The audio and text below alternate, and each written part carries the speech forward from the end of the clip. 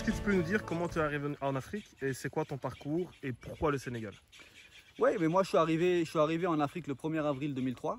J'étais mineur à l'époque, je venais d'avoir 16 ans. Donc je suis arrivé au Togo, 1er avril 2003. J'ai eu la chance de faire ce qu'on appelle un séjour de rupture en itinérance. Donc j'ai fait plus d'un mois au Togo, j'ai traversé le Togo dans plusieurs villages, toujours en milieu rural. Après on a traversé le Burkina Faso. Je suis arrivé au Mali. Au Mali j'ai fait plus de 3 mois là-bas. J'ai fait un peu de temps à Bamako, bon, beaucoup plus de temps en milieu rural. Et à partir de là, donc c'est là où on m'a dit que je devais préparer mon retour en France. Et je suis arrivé au Sénégal, dans un village de pêcheurs qui s'appelle Bargny, Minam. Et voilà, donc à partir de là, c'est là qu'a commencé ma renaissance africaine, on va dire, tu vois, ma renaissance africaine. Et donc pour revenir à ça, c'est là où j'ai demandé à faire ma formation agricole, parce qu'on voulait me faire rentrer en France, après mes 6 premiers mois. Et bon, moi en France, j'avais rien à faire là-bas. Donc j'ai eu la chance, encore une fois, de pouvoir faire ma formation au Sénégal, ce qui m'a donné 1 an supplémentaire. Et finalement, j'ai réussi à faire jusqu'à ma majorité au Sénégal. Globalement, c'est ça. Et après combien de temps tu as su que tu allais rester en Afrique? Tu t'es dit, je veux vivre ici, je vais m'installer. Ouais, non, moi, c'était automatique, hein, parce que bon, un peu avant ma majorité, j'avais fait une demande aussi pour rentrer en France et faire une formation agricole diplômante en France. Bon, ça m'a été refusé parce que j'étais proche de ma majorité et je pense que ça ne devait pas les arranger. Et je suis parti en Mauritanie, j'ai fait 3 mois en Mauritanie, je suis rentré en France. J'ai eu mon jugement de majorité et j'ai fait 1 mois, 2 mois, bon, là d'où je viens, dans mon quartier, tout ça. Et bon, j'étais pas à l'aise et je voulais rentrer, donc je suis rentré automatiquement au Sénégal, donc dans ma famille d'accueil en fait, à Pout. Et c'est à partir de là où j'ai mis en place moi mes connaissances que j'avais acquises ici. J'ai mis en place mes connaissances et j'ai commencé mon parcours comme ça au fur et à mesure. Et encore une fois, j'ai la chance d'être français, d'avoir le passeport français, ce qui m'a permis qu'au bout d'un moment, j'ai fait pratiquement 9 mois, j'étais payé à l'époque 50 000 francs CFA ici en tant que technicien agricole. Moi j'étais jeune à l'époque, donc j'ai fait un premier voyage en France qui s'est pas bien fini parce que j'ai fait 2-3 mois en France, dans la région parisienne, j'ai rien trouvé, je suis rentré bredouille. Ensuite j'ai fait un peu de guide ici, etc. Et j'ai rencontré des gens qui m'ont accueilli encore une fois en France, à Rennes. Là, j'ai réussi à faire un peu d'argent, rentrer avec 2 000, 3 000 euros. Et j'ai fait ça 2, 3, 4 fois, dans des conditions des fois très difficiles. Surtout sur la Côte d'Azur, 2007, Côte d'Azur, j'arrive sur la Côte d'Azur. Voilà, j'ai fait des dizaines de jours dans la rue à chercher du travail, à pas trouver de travail. J'avais rien à manger ni rien. Et j'ai trouvé des gens, j'ai rencontré des gens, j'ai approché des gens qui m'ont tendu la main, qui m'ont donné la chance. Et à partir de là, voilà, j'ai réussi à trouver du boulot dans les espaces verts. Et là, j'ai réussi à faire ma place et à pouvoir faire 3 campagnes d'affilée, donc 2007, 2008, 2009, ce qui m'a permis de pouvoir faire un peu d'argent en faisant encore une fois des gros sacrifices. Et voilà, à la naissance de mon fils, je suis resté là et c'est comme ça que ça s'est passé, globalement. Ça va, d'accord. Est-ce que ça a été difficile alors justement pour toi de t'installer au Sénégal? Et quels problèmes tu as rencontré ici? Et ben, je peux dire que en gros, non, j'ai pas eu de difficulté d'installation puisque j'avais déjà ma famille d'accueil. Comme ma famille en réalité. J'étais déjà avec eux depuis des années, donc j'avais ma base là-bas. Ils m'ont accueilli chez eux. Ils m'ont même coupé un petit bout de terrain où j'ai construit une chambre là-bas. Donc j'ai pas eu de problème d'aménagement, d'installation, puisque j'avais déjà une famille. J'étais chez moi. Donc après pour les activités, encore une fois, j'étais jeune et je me suis battu, j'ai fait ma place jusqu'à où j'en suis aujourd'hui. Ça n'a pas été facile parce qu'il y a des périodes où on gagne pas d'argent, où voilà, quand tu es jeune, tu es dans des difficultés, c'est normal. Donc, mais j'ai jamais lâché, j'ai continué à chercher des chantiers à droite à gauche, à me vendre, à vendre mes capacités, à apprendre au fur et à mesure, à évoluer, jusqu'à aujourd'hui, 17 ans après être arrivé en Afrique, je suis toujours là, et alhamdoulilah, je ne me plains pas. Donc pour toi, quels sont les avantages et les inconvénients de l'agriculture? Bon, avantages, inconvénients, franchement, je ne pourrais pas répondre à cette question-là. Pourquoi? Parce que pour moi, l'agriculture, c'est un mode de vie. C'est un mode de vie, moi je vis dedans. Donc je ne pourrais pas te dire les avantages, les inconvénients. Peut-être quelqu'un qui est citadin, qui veut se lancer, peut-être qu'il va dire les inconvénients, c'est d'être dans la boue, de se salir, etc. De ne pas avoir l'électricité, l'eau, etc. Peut-être. Mais moi je suis dedans. suis dedans depuis 17 ans. Ouais, mais si Donc, tu vois pas d'inconvénients, peut-être que tu vois des avantages alors. ben, l'avantage pour moi principal, c'est que je suis libre. Je suis libre. Et j'ai la chance qu'aujourd'hui, à mes 33 ans, j'ai travaillé très tôt, j'ai fait beaucoup de sacrifices et je suis chez moi. Je suis chez moi, c'est mon patrimoine, c'est le patrimoine que je vais léguer à mes enfants et ils ont la chance aussi de vivre ça. Donc pour moi, c'est une grande chance. Et voilà, donc l'avantage, c'est d'être libre, d'être chez soi, sans pour autant se reposer parce qu'il faut qu'on travaille pour gagner de l'argent et nourrir sa famille. Mais bon, les inconvénients, pour quelqu'un qui souhaite se lancer, etc., je dirais que l'inconvénient principal, c'est les collaborateurs peut-être. C'est des gens qui quand c'est votre argent, vous allez vous impliquer à 100%, mais eux, c'est pas leur argent. Donc peut-être qu'ils vont ralentir, peut-être qu'ils vont pas être à la hauteur de vos attentes. Voilà, peut-être ça sera les inconvénients. Et aussi, l'agriculture, c'est du végétal. Le végétal, c'est du vivant. Vous pouvez avoir des plantes magnifiques et tout d'un coup avoir des ravageurs qui saccagent vos récoltes. On le voit souvent, et c'est partout dans le monde, les grêlons qui sabotent les raisins, etc. Ici, c'est pareil. Ici, on a des périodes où on a les criquets pèlerins, on a des insectes, on a des maladies. C'est des choses qui sont réelles. Il n'y a rien de garanti dans l'agriculture. C'est du végétal, c'est du vivant. C'est comme l'élevage, c'est comme les animaux. On n'est jamais à l'abri d'un problème. Et c'est pour ça que je pense que c'est bien d'être multitâche. D'avoir une ferme qui propose beaucoup d'activités. Partie du maraîchage, par là de la pisciculture, par là de l'élevage. Vous avez un peu tout dans un endroit restreint et là, ça vous limite les risques de casse. Voilà, globalement, avantages, inconvénients, c'est ça ma réponse, mon ami. Ouais. Donc, est-ce que c'est compliqué d'entreprendre au Sénégal? Et quels conseils tu pourrais donner pour quelqu'un qui veut commencer ici une activité, mais pas spécialement dans l'agriculture, hein, d'après ton expérience à toi, ce que tu as pu voir? Ouais, après, encore une fois, moi, je vais dire que j'ai quand même un parcours assez spécial. Entreprendre, encore une fois, j'ai aussi grandi ici. Professionnellement parlant, même si je suis arrivé aussi jeune ici. Donc pour moi, l'entrepreneuriat que j'ai réalisé a été naturel. Et j'ai évolué au fur et à mesure avec le temps et avec l'âge. Donc quelqu'un qui arrive ici sans connaître le terrain, je dirais encore une fois, c'est les collaborateurs, ça va être l'entourage, ça va être tout ça, ça va être les démarches à réaliser, ça va être toutes ces facilités-là qu'on n'a pas forcément. Parce qu'il faut quand même avoir un minimum de réseau pour entreprendre. Mais encore une fois, il faut prospecter, il faut enquêter, il faut se renseigner, prendre le temps. Et je pense qu'avec les volontés, quand même, il n'y aura pas trop de difficultés. Après, voilà, il faut un minimum aussi il faut ses idées, il faut croire en ses idées. Et il faut un minimum aussi de moyens pour les réaliser. Et je pense qu'après, si vous avez vraiment la bonne idée, je pense que vous n'aurez pas de problème pour que ça aboutisse à vos espérances, à mon avis. Hein. Donc ici, on est sur un site qui est assez isolé. Donc quel conseil tu pourrais nous donner justement pour tout ce qui est sécurité? Parce qu'on va dire ici, tu es quand même un peu au milieu de nulle part. Tout à fait. Donc si t'arrive quelque chose, voilà, tu peux pas compter sur une aide extérieure ou autre. Tout à fait. Bon après, je dirais que la sécurité, c'est primordial. Sécuriser son investissement et se sécuriser soi-même si vous vivez sur place. Donc encore une fois, on est sur la clôture du périmètre. Mais c'est une clôture qui a quand même 3 ans. Donc on a le grillage, on a la haie défensive, on a la haie brise-vent qui vont permettre qu'à terme, personne ne pourra pénétrer à l'intérieur du périmètre et aussi vous avez un brise-vue. Personne ne pourra voir qu'est-ce qui se passe chez vous. Ça c'est très important parce que très rapidement les gens s'ils voient que vous avez des animaux, vous avez certaines choses, il va y avoir la convoitise et on sait ici comment ça se finit. Vous avez des risques de vol et de gens qui vont pénétrer chez vous. Ensuite il y a pour la sécurité, je vais dire aussi avoir des animaux de garde, des chiens de garde. Pour moi, c'est très important. Et en option, je dirais aussi, il faut être armé. Donc là, encore une fois, vous allez faire vos démarches pour avoir les permis, port d'armes, etc. Ou fusil de chasse. Voilà, ça c'est très important. Il faut être préparé à toute éventualité. Et c'est difficile justement d'obtenir par exemple un permis, port d'armes ou autre pour sa sécurité ici au Sénégal? Bon, c'est les démarches qu'il faut faire. Ça sera beaucoup plus simple pour avoir par exemple un fusil de chasse. Maintenant, en tout cas à Dakar, il existe 2 à 3 armureries. Vous allez sur place, vous allez leur demander quelle démarche il faut faire et eux-mêmes vont réaliser les démarches. Vous allez fournir votre pièce d'identité ou passeport, vous allez fournir le casier judiciaire et après eux vont s'occuper de tout. Après vous avez aussi des armes non létales comme les gomme-cognes, etc. Moi j'en ai ici même un. Donc voilà, pour moi c'est les options qu'il faut. Après être armé, il faut aussi être préparé psychologiquement au cas où.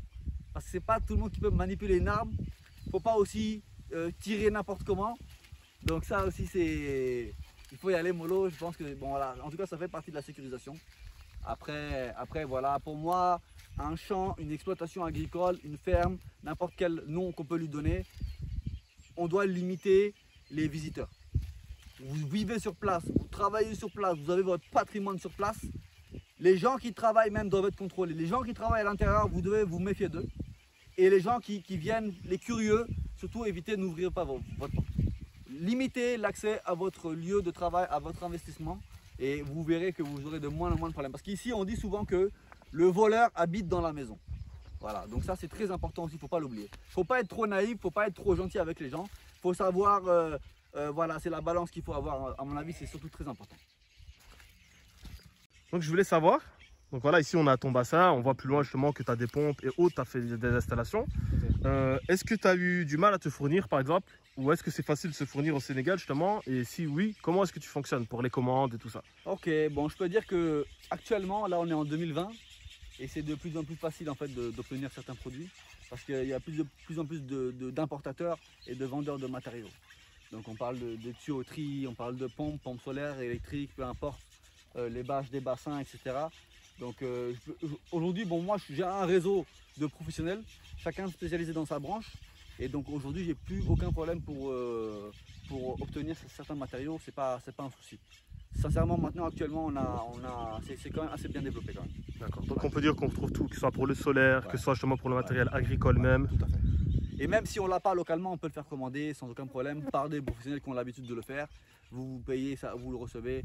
Avec maintenant les avions, tout ça, ça va très très vite. Donc non, vraiment maintenant, ça va. Sénégal, c'est un pays bien desservi, on va dire. Ouais. Ça va, d'accord. Donc, toi, quel est ton business model? Comment est-ce que tu as financé tes projets? Est-ce que tu fais des emprunts ou autres, des financements? Ou est-ce que tu as eu des sponsorings ou tu fonctionnes en fonds propres? Ok, bon. Souvent, on me pose la question du business model, du business plan et tout ça. Moi, je ne connais pas ces mots-là, en fait. C'est tout au feeling et en fait, c'est à l'instinct. C'est l'instinct de survie. J'ai toujours été entrepreneur. J'ai commencé avec 3 poulets que j'ai revendus, j'ai acheté des canards que j'ai revendus et au fur et à mesure. Et depuis très jeune, en fait, dès que je gagne de l'argent, en dehors de ma dépense, parce que j'ai été aussi chef de famille très tôt, très jeune, j'ai toujours su mettre le surplus dans des bons deals. Et c'est au fur et à mesure que j'ai investi jusqu'à aujourd'hui avoir mon propre site, ma propre ferme personnelle, qui n'est pas finie, qui est toujours en évolution parce que ça demande quand même beaucoup de moyens. Donc quand j'ai un chantier qui est finalisé et que je reçois mon argent, voilà, je paye mes factures, je paye mes fournisseurs, je paye tout ce que j'ai payé, le reste, je les réinvestis. Voilà, donc je me fais une petite stratégie par étape, je me dis voilà, prochaine fois je vais faire ça, prochaine fois je vais faire autre chose. Voilà, mais j'ai pas une ligne de conduite en fait. J'improvise beaucoup, des fois je commence, j'arrête, je fais autre chose parce que entre temps il y a eu un autre feeling, entre temps il y a eu un autre filon qui s'est créé. Donc voilà, moi je suis pas du tout sur le papier, on va dire, je suis vraiment dans le feeling. D'accord. Ouais.